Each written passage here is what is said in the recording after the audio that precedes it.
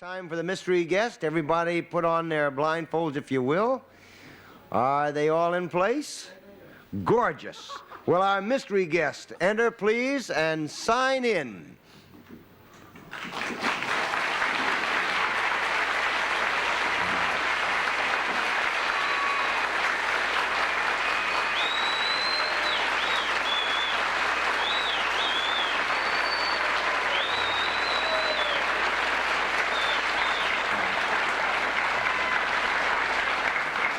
Okay, panels, you know our questioning changes now. It's one at a time, so we'll give you 3 minutes to establish the identity of the mystery guest, and let's start the questioning with Donna Valeri.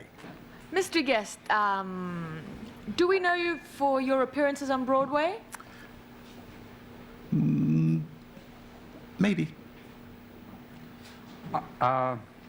Mystery guest is the vast proportion of the population probably more familiar with you through television?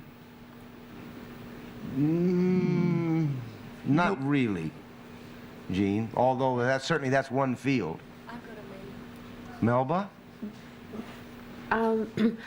Would we know you then because of your work in films? Nope. No? Nope, that's a no. Soup? Are you starring in a show that you starred in before again, and it's even a bigger hit this time than it was before? Nope. Nope. Donna? Are you in a show right now? Nope.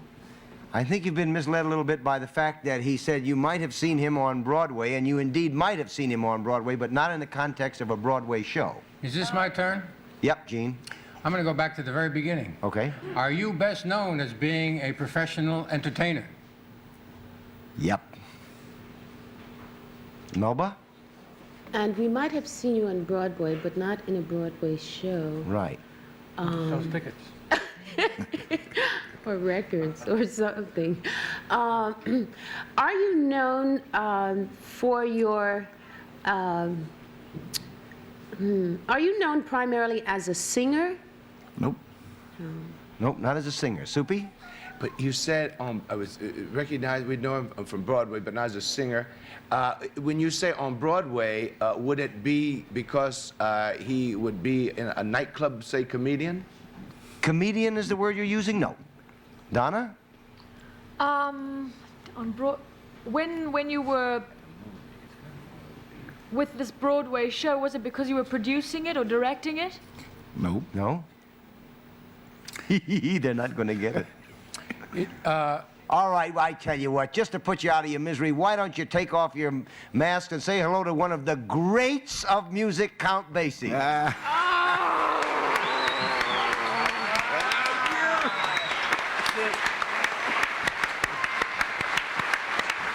You got him. You got him. Boy, you just got the greatest reviews with your band at the St. Regis roof. It's so great. Well, thank you, see. If he'd have talked, I'd have got We it. would have I'm known. hit. I said you'd dig it. I told a story about you this morning. I heard about that.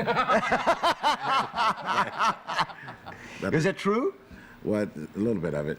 A little bit. Well, is it true? Well, it was when one of It's too late, yeah. It's too late. Tell what it was. No, I know. It was when one of his musicians was giving Don Count Bias. his Don notice. Bias. Don Bias. That's And he went in and he knocked on the door, and Count says, "Yeah," and Don Bias, he opened the door and he says, "Bass," and Basie says, "Yeah."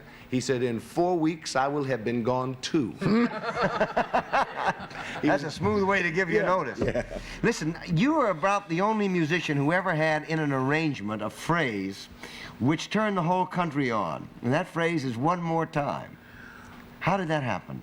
Why, it really wasn't what, it really doesn't belong to me, actually. It started with me because we worked with a group at Wild Bill Davis and his great group, the organist. We were doing April in Paris, and Bill always said, one more time, one more time. So we were to record together, to make this record together, but Bill's truck broke down on the road somewhere, and I thought this was a good chance for me to steal it from Bill, so we recorded it without Bill, and so we made the one more time. It actually belongs to Bill. Yeah, but everybody thinks of it as yours. Listen, we're going to break away for a minute for a commercial. We'll be right back after this word. Don't go away, Count. Well, we're back just long enough to say goodbye. Count Basie, it's an honor to have you with us. Thank you very much. Goodbye, everybody. We'll see you later. Goodbye.